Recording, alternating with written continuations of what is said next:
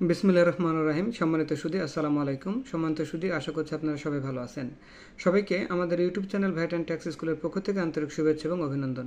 সম্মানিত সুধী, আজকের ভিডিওতে আমরা শেয়ার করার চেষ্টা করব যে কর দিবসের পরে যদি বেতন খাতে কারো আয় থাকে এবং কর দিবসের মধ্যে রিটার্ন জমা না দিয়ে থাকে তাহলে করের হিসাবায়নটা কী হবে, এবং যেখানে কর দিবসের মধ্যে ট্যাক্স ছিল মিনিমাম 5,000 বা 4,000 বা 3,000 টাকা, তো এখন যদি উনি রিটার্ন জমা দিতে চায় এবং সেক্ষেত্রে যদি বেতন খাতে আয় হয় তাহলে ট্যাক্সটা কত টাকা বেশি হবে এবং অতিরিক্ত কর কত হবে সেটাও আমরা দেখাচ্ছি এই উদাহরণের মাধ্যমে। সম্মানিত শুধু আপনারা দেখতে পাচ্ছেন ফ্রিডম ফাইটারের জন্য আমরা জানি 5 লক্ষ টাকা পর্যন্ত আপনার শূন্য। থার্ড জেন্ডারের ক্ষেত্রে ছিল 4,75,000 টাকা, ওমেনের ক্ষেত্রে ছিল 4 লক্ষ টাকা, আর পুরুষের ক্ষেত্রে ছিল 3,50,000 টাকা। তারপরে আমরা জানতাম পরবর্তী 1 লাখ টাকার উপরে 5% হারে ট্যাক্স দিতে হতো। তার মানে আমরা যদি দেখি ফ্রিডম ফাইটারের ক্ষেত্রে যেখানে আগে 5 লাখ টাকা পর্যন্ত শূন্য, এখন যদি 1 লাখ টাকা যোগ হয় তাহলে কত, 6 লাখ টাকা।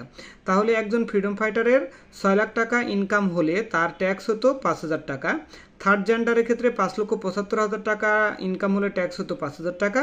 ওমেনের ক্ষেত্রে 5 লক্ষ টাকা ইনকাম হলে ট্যাক্স হতো 5,000 টাকা। পুরুষ করদাতার ক্ষেত্রে 4.5 লাখ টাকা ইনকাম হলে ট্যাক্স হতো 5,000 টাকা। এখন দেখেন এখান থেকে এটা তো করযোগ্য আয়, তো যেহেতু কর দিবসের পরে আমরা রিটার্ন জমার কথা বলছি এবং সেটা বেতন খাতে আয়, সেহেতু আপনার যে 1/3 যে কর অব্যাহতিপ্রাপ্ত ছিল সেই সুবিধাটা পাবে না। তার মানে এই যে আমার ফ্রিডম ফাইটারের 6 লাখ, থার্ড জেন্ডারে 5,75,000, ওমেনের ক্ষেত্রে 5 লাখ, আপনার মেলের ক্ষেত্রে 4,50,000, এগুলো সবগুলো হলো 2/3 মানে 2 অংশ। তাহলে আরও 1 অংশ ছিল কি, কর অব্যাহতিপ্রাপ্ত। কর দিবসের মধ্যে থাকলে তার কর অব্যাহতিপ্রাপ্ত সুবিধা ছিল 1/3 মানে 6 লাখে ছিল 3 লাখ, 5,75,000 ছিল 2,87,500, 5 লক্ষ টাকার ক্ষেত্রে অর্থাৎ ওমেনের ক্ষেত্রে ছিল 2.5 লাখ এবং পুরুষ করদাতার ক্ষেত্রে ছিল 2,25,000 টাকা। তাহলে ওই অব্যাহতি সুবিধাটা পাবে না। তাহলে অ্যাকচুয়ালি তাদের ইনকাম কত, তাহলে আমরা যদি দেখি 6-এর সাথে 3 লাখ যোগ করলে 9 লাখ হলো ফ্রিডম ফাইটারের ক্ষেত্রে। থার্ড জেন্ডারের ক্ষেত্রে আমাদের 5,75,000 সাথে 2,87,500 যোগ করলে 8,82,500, আর 5 লাখের সাথে 2.5 লাখ যোগ করলে 7,50,000। মেলের ক্ষেত্রে 4,50,000 টাকার সাথে 1/3 যেটা 2,25,000 আগে কর অব্যাহতিপ্রাপ্ত ছিল সেটা এখন করযোগ্য আয় হিসেবে বিবেচিত হবে। এখন টোটাল করযোগ্য আয় হবে কত, 6,75,000 টাকা। এখন যদি আমরা ট্যাক্সের হিসাবায়ন করি তাহলে আমাদের ফ্রিডম ফাইটারের ক্ষেত্রে 5 লক্ষ টাকা পর্যন্ত শূন্য, থার্ড জেন্ডারের ক্ষেত্রে 4,75,000 টাকা পর্যন্ত শূন্য, ওমেনের ক্ষেত্রে 4 লক্ষ টাকা পর্যন্ত শূন্য, মেলের ক্ষেত্রে 3,50,000 টাকা পর্যন্ত শূন্য। পরবর্তী 1 লক্ষ টাকার উপরে কত, 5%। তাহলে এই সবার ক্ষেত্রে 1 লাখ টাকার উপর 5% হিসেবে চলে যাবে। এরপরে ইনার কত থাকলো, ইনার থাকলো যে ফ্রিডম ফাইটারের ক্ষেত্রে আরও থাকলো কত, 3 লাখ। তাহলে 3 লাখ টাকার উপরে 10% কত, 30,000 টাকা, আর 1 লাখ টাকার উপরে 5% 5,000 টাকা। তাহলে 30 পাশে কত হলো, 35,000 টাকা। যেখানে আগে ট্যাক্স দিতে হতো 5,000 টাকা, সেখানে ফ্রিডম ফাইটার যদি বেতন খাতে আয় হয় তাহলে তার এখন ট্যাক্স হবে কত, 35,000 টাকা। থার্ড জেন্ডারের ক্ষেত্রে যেখানে আপনার টোটাল ইনকাম কত, 8,62,500 টাকা। এর মধ্যে থেকে আমাদের 4,75,000 টাকা পর্যন্ত শূন্য, 1 লাখে 5% 5,000 টাকা, 2,87,500 টাকার উপরে হলো আপনার 10% অর্থাৎ 28,750 টাকা। তাহলে দেখেন এই যে 28,750 টাকা প্লাস হলো 5,000 টাকা, কত হলো 33,750 টাকা।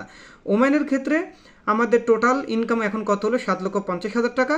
এখান থেকে 4 লাখ টাকা পর্যন্ত শূন্য, 1 লাখ টাকার উপর 5% 5,000 টাকা, 2.5 লাখ টাকার উপর আপনার কত পার্সেন্ট, 10% হলো কত, 25,000 টাকা। 25 আর 5 30,000 টাকা। অনুরূপভাবে মেল করদাতার ক্ষেত্রে আমাদের যেটা টোটাল ইনকাম কত হলো, 6,75,000 টাকা। তাহলে এই 3.5 লাখ টাকা পর্যন্ত শূন্য, 1 লাখ টাকার উপর 5% হচ্ছে আপনার 5,000 টাকা এবং আপনার 2,25,000 টাকার উপরে 10% হারে কত 22,500 টাকা। তাহলে 22,500 সাথে 5,000 টাকা যোগ করলে কত 27,500 টাকা। তাহলে দেখেন যেখানে আগে ট্যাক্স হতো মিনিমাম 5,000 টাকা, সেখানে পুরুষ করদাতার ক্ষেত্রে এখন হচ্ছে 27,500, ওমেনের ক্ষেত্রে হচ্ছে 30,000, থার্ড জেন্ডারের ক্ষেত্রে হচ্ছে 33,750, ফ্রিডম ফাইটারের ক্ষেত্রে হচ্ছে কত আপনার হচ্ছে কত 35,000 টাকা। অনুরূপভাবে এই কর দিবসের পরে জমা দেওয়ার কারণে এই করের উপরে 2% হারে অতিরিক্ত করও দিতে হবে। তার মানে আপনি যদি 1 মাসের মধ্যে জমা দেন তাহলে 35,000 টাকার উপর 2% 700 টাকা, 33,750 টাকার উপরে 2% হারে 675 টাকা, ওমেনের ক্ষেত্রে 30,000 টাকার উপরে 2% 600 টাকা, মেলের ক্ষেত্রে 27,500 টাকার উপরে 2% হারে কত 550 টাকা। তাহলে দেখেন প্রায় মোটামুটি 5 গুণ অতিরিক্ত কর আপনাকে দিতে হচ্ছে কর দিবসের পরে আয়কর রিটার্ন জমা দিতে হলে, যাদের বেতন খাতে আয় আছে তাদের জন্য। তাহলে সম্মানিত সুদী আশা করছি বিষয়টুকু ক্লিয়ার হয়েছে যে কর দিবসের মধ্যে আপনি যদি রিটার্ন জমা দেন সকল ধরনের কর অব্যাহতি সুবিধা পাবেন, বা কর দিবসের পরে হলে সকল ধরনের কর অব্যাহতি সুবিধা বাতিল, আয়কর রেয়াত অর্থাৎ ইনভেস্টমেন্ট থাকলেও তার উপরে কর রেয়াত প্রাপ্ত আপনারা হবেন না, অর্থাৎ ওইটার উপরে যে রেয়াত পেতেন কর দিবসের মধ্যে সেটা আর পাবেন না, এবং যে কর অব্যাহতি সুবিধা পেতেন সেটা ট্যাক্সেবল ইনকামের খাতে যোগ হয়ে যাবে, যোগ হয়ে ট্যাক্স হয়ে যাবে। অনুরূপ ওই যে ট্যাক্স হবে অর্থাৎ যদি উৎস কর্তন থাকে তাহলে উৎস কর্তন বাদ হয়ে যাবে, উৎস কর্তন বাদ দেওয়ার পরে যে ট্যাক্স পেয়াবল হবে সেটার উপরে 2% হারে প্রতি মাস আপনাকে অতিরিক্ত কর দিতে হবে। যদি 1 মাস হয় 1 মাস, 2 মাস হয় 2 মাস, যা পার্সেন্টেজ হবে অর্থাৎ যে টাকা আসবে সেটার উপরে 2% করে 1 মাস, যদি 2 মাস হয় তাহলে হবে 4%, যদি 3 মাস হয় তাহলে 6%, এরকমভাবে ম্যাক্সিমাম হবে 24 মাস পর্যন্ত, এবং 24 মাসের জন্য প্রায় 48% হারে অতিরিক্ত কর আপনাকে দিতে হবে। যাই হোক সম্মানিত সুদী আশা করছি বিষয়টুকু ক্লিয়ার হয়েছে এবং ভিডিওটি দেখে উপকৃত হবেন। যদি ভিডিওটি ভালো লেগে থাকে অবশ্যই লাইক দিবেন, শেয়ার করবেন, কমেন্ট করে জানাবেন ভিডিওটি কেমন হয়েছে। যাই হোক সম্মানিত সুদী আজকে এ পর্যন্ত, সবাই ভালো থাকবেন, সুস্থ থাকবেন। আসসালামু আলাইকুম।